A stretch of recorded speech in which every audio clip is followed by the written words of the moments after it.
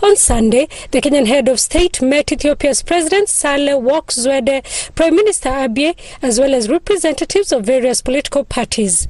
Details of the meetings were not shared, as Kenyatta's office told SABC that the meetings were private.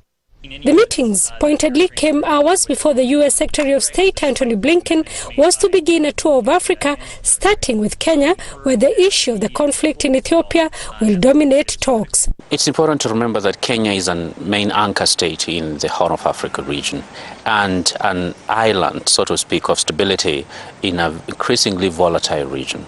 And so, because of its place, its role, and its political significance, diplomatic importance, Nairobi naturally is going to play a role as a platform or a springboard from which diplomacy within the region can be conducted.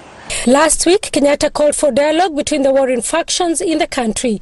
His sentiments have been echoed by African Union mediator and former Nigerian President Olusegun Obasanjo, who said in a statement that he was hopeful a solution between the warring factions in the country would be reached. He says while all sides to the conflict agreed to end the fighting, the manner in which a ceasefire would be reached is in contention.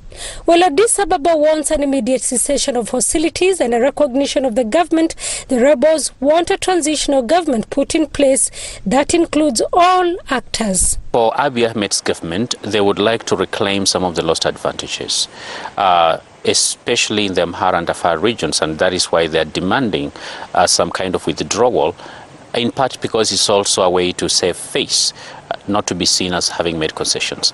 On the other hand, the rebels have sensed potential victories on the battlefield, and therefore they may also want to push as hard as they may before they come to that agreement. The U.S. has previously said that there still remains a small window of opportunity to find peace in the country.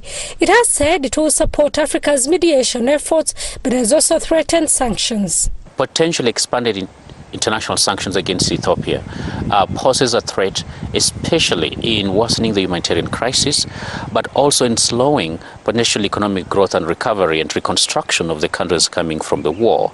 And so the fear is that we should not move towards what I would call Paranization of Ethiopia in ways that, of course, Eritrea today finds itself. The Ethiopian government has been locked in a year-long battle with the Tigrayan rebels, who have in recent days said they plan to seize the capital, Addis Ababa.